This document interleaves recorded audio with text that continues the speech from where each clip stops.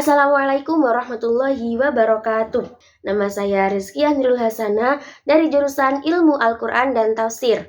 Pada video kali ini, saya akan menyelesaikan tugas mata kuliah hadis tematik, yaitu mengenai pemberian tanggapan terhadap ulama dalam kajian hadis takhrij serta mukhtalif dan gharibnya hadis yang terdapat dalam buku Pengantar Metodologi Penelitian Hadis Tematik.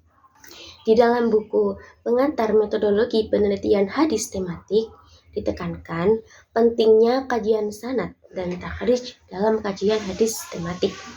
Namun muncul pertanyaan, bukankah para ulama terdahulu sudah melakukan kajian sanad dan takhrij? Lalu mengapa kita perlu mengulang proses ini? Dan bukankah analisis gharib hadis, mukhtalif dan sebagainya itu sudah selesai dibahas dalam karya-karya beliau? Pertanyaan-pertanyaan seperti itu sangat relevan ya, dan perlu dikaji secara mendalam. Jadi benar, para ulama telah memberikan kontribusi besar dalam pengkajian hadis. Beliau telah melakukan verifikasi sanad, takhrij, dan analisis hadis secara detail. Namun, beberapa hal perlu dipertimbangkan. Yang pertama, mengenai perkembangan ilmu pengetahuan. Ilmu pengetahuan itu terus berkembang, dan metodologi pengkajian hadis pun mengalami perkembangan. Teknik-teknik baru dalam verifikasi sanad misalnya, itu mungkin belum tersedia pada masa lalu, dan penelitian-penelitian terbaru memungkinkan itu menemukan informasi baru yang relevan dengan sanad atau matan hadis.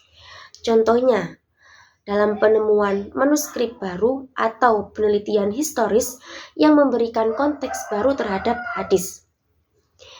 Yang kedua, mengenai konteks tematik.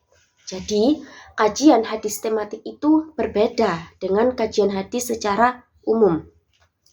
Dalam kajian tematik, kita fokus pada hadis-hadis yang relevan dengan tema tertentu.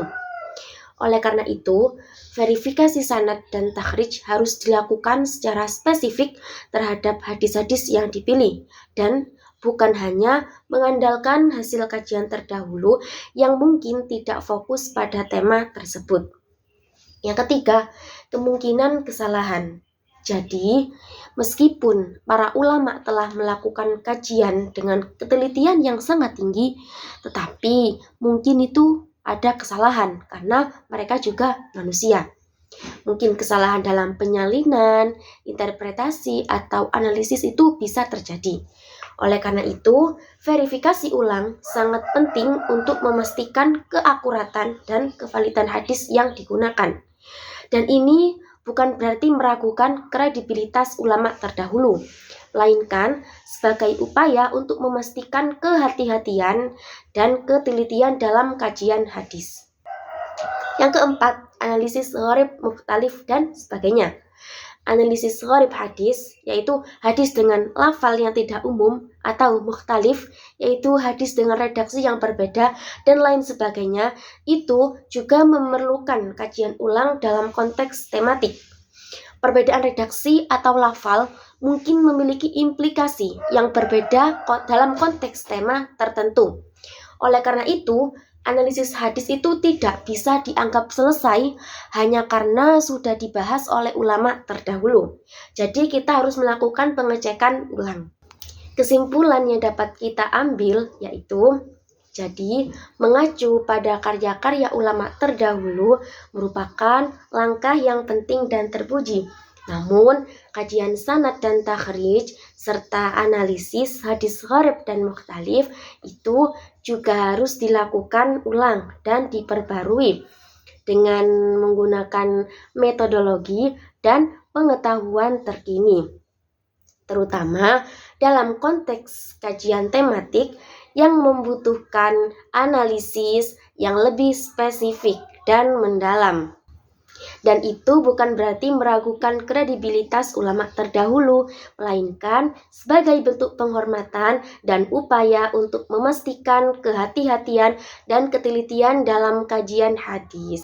Sumber yang dapat saya ambil dari apa yang telah saya paparkan di atas, yaitu pastinya menggunakan buku ini, buku pengantar Metodologi Penelitian Hadis Tematik karya Ustadz Miskimudin. Saya juga telah membaca sedikit mengenai jurnal Studi Kritik Matan Hadis karya Aulia Devi dalam jurnal Al-Dzikra, yaitu jurnal studi ilmu Al-Quran dan Hadis nomor 14 volume 2 halaman 293-312 tahun 2020. Juga ada dalam jurnal studi kritik matan hadis Nakab Al-Matan, yaitu dalam kajian sejarah dan metodologi dalam karya Engkus Kusnandar dalam jurnal studi hadis Nusantara nomor 2 volume 1 tahun 2020. Sekian yang dapat saya sampaikan, kurang lebihnya mohon dimaafkan karena kami di sini sama-sama belajar. Wassalamualaikum warahmatullahi wabarakatuh.